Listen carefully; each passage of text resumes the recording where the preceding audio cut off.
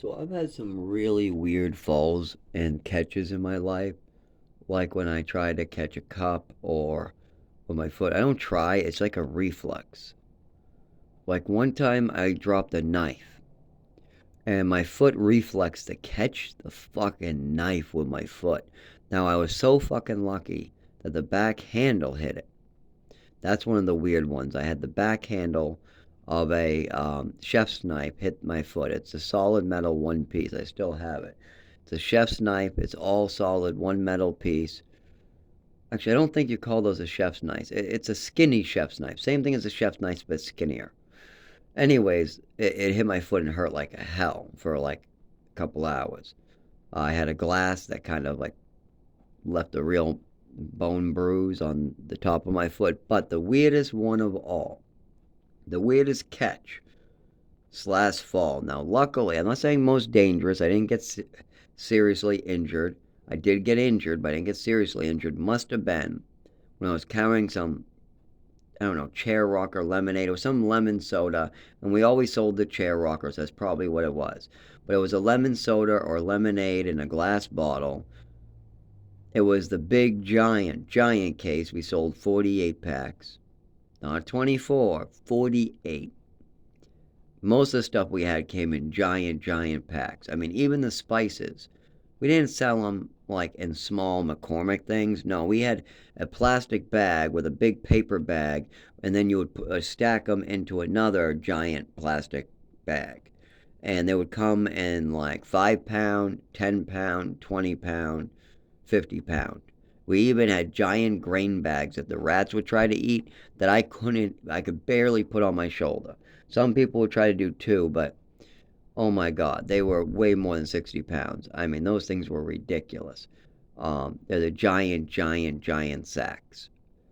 And the giant sacks of rice, grain, stuff like that. And the giant rats would eat it. But, anyways, a weird fall. I, so I was having a spasm and I started falling. And I knew I couldn't catch my balance. The way I was falling, I couldn't catch my balance. But somehow, as a reflex, because I was falling and I let go of the box I was lifting, I let go of it. And I'm guessing that was dropping quicker than I could. And somehow my reflexes told me as I was falling, or right before, I knew I was falling as I let go because I was falling and there was no way to catch it. I knew I was going to land with my chest on this somehow. I knew this was a bad situation to be falling with this heavy glass bottle with metal caps in a cardboard box. Somehow, I was able to reflex my foot under it on purpose. My foot reflexed, just spasmed under it on like it was just like a reflex. It hit my foot. The other side of the box hit the ground, and none of them broke. Then one of my thighs hit the box. I don't think both did, and I fell kind of forward to the side over it, and my foot was sprained, but all the boxes were saved, and that stuff is super expensive. Super expensive was the sodas. But that wasn't even the most expensive stuff there. It was all natural health food store, everything marked up ridiculous. I mean, we had maca honey for 50 bucks for like a 4 ounce to 8 ounce jar. I think they were 8 ounce. For 8 ounces of maca honey, 50 bucks. But these came in different dosages, I guess, like a 250, 350, 150, 100, just 50 regular. We had like 40 different types of honey at Buyers Associated from all around the world. No mad honey. That comes from the Himalayas straight, and I had to get that through a customs check. So with that one, that was $40 for 2 ounces, and I got that for the bus driver because he liked the maca honey I gave him for my work. I actually was getting maca honey and paying for it because nobody can break maca honey. It comes in a plastic container. So none of my coworkers ever. There was never any honey on the shelf, never, because that can't be broken. A lot of them are plastic in the glass honey jars. I think that those were sold in 12 pack top box slits with cardboard around each one. I don't think any of those ever broke either.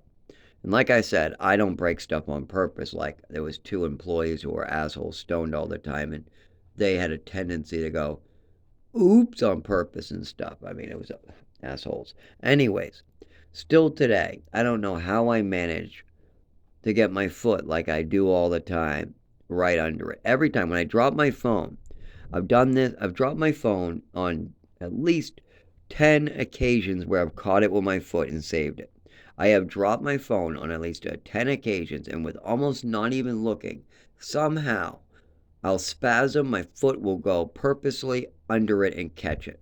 Same thing with I've had many coffees where I've dropped my coffee cup and I've got my foot burned by the coffee in the cup. I've had a glass, this crystal looking glass. It's really just glass, but it's cut like it's supposed to be crystal, and it was really heavy. I dropped that while I think I was washing it or something near the sink, and that really caused a mark. And I've dropped a knife where only the back hit it. Thank God, that would have gone right. That knife in particular, if that was point down, it would have gone straight through my foot like butter. I would have had arteries slit. Oh, and I it's not like I'm trying to do it. It's just like my body has learned that I'm dropping things and to try to catch it with my foot because I can't feel what's in my hand. And somehow I can't feel the top of my feet either too much. I bruised them so much. That sprain hurt though. I mean, the back of the handle only hurt for a little bit, and I was able to do a lot. But while I had a sprained ankle, I was still lifting, and it made it last forever, more than 10 days. But 10 days is where it was really bad, and I kept on making it worse by lifting at my job. But I was wrapping it and I was rubbing creams on it, and that's the best I could really do. But yeah, that was a really weird fall, and I've had a lot of ones. I've had a lot of spasms, falls, seizures. The cold rooms do it. I noticed that when I come out of the cooler at Buyers Associated or I'm in it, it's much harder for me to lift or move my legs. And I was hurt a lot of I wasn't able to really kind of I didn't have the GI or any back injuries or any GI injuries there. I was doing great. It wasn't until I had a seizure that I started to feel a GI be a problem. That was at least a year and a half maybe after Buyers Associated. I only spent 3 months at Buyers Associated, and a lot of my money went to transportation once again to get to Barrington. If I didn't have to pay so much to get to Barrington, I probably could have made a lot of savings. Definitely, because I made savings even with what little I had to work with. But that was an interesting job. If it wasn't for the transportation, I probably would have been a lot better off, but I also had spasms in the cold room that I was trying to hide. So I was trying to hide my disability. And when I fell, I didn't tell my manager. I didn't tell my manager. They knew I had a sprained ankle. They could see something was wrong. When they asked me about it, I told them, oh, I think I sprained it. I don't remember where. I don't even remember where. Why did I do that? Because it's not their fault that I have a disorder. What am I going to do? Explain to them that I have spasms? Or, I mean, why? Oh, you drunk. I mean, then again, I guess people have fallen there before and they've broken stuff before. But I'm new. I don't want to. No, I'll just work it off. I mean, I'll work with the pain. I'll just deal with it. And that's what I did. Buyers Associated was pretty different for me. I thought it was funny that they all line up in cars smoking weed and the cops drive by knowing it. There's like some jungle gym and a daycare center right where they're parked, but it's nighttime, night shift. And apparently it's cool because the management had a talk with the police officer and it's all okay. It's good that it's good. It's pretty crazy there, but it was a good little family. I gotta say, it wasn't bad. The food there is very healthy. I didn't see a single thing that I saw that was unhealthy. And all of it would last more than a year. If the apocalypse happens, I know where I'm living. I'm living right there with the rats.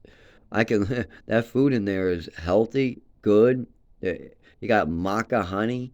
You got fish from around the world, and it's preserved in olive oil. Yeah, real like the sardines and things like that. They're just a glass jar in olive oil, Yeah, I'm like, I've never seen a glass jar of these in such like tasty condition. I think they ended up giving me one of the whatever the fish was. I think it wasn't anything real fancy, and I took a bite. Oh, and there was no bones. They already deboned them and skinned them. So these are only slices of the fish that's been in the olive oil. So I don't have to deal with no bones, no spines, none of that.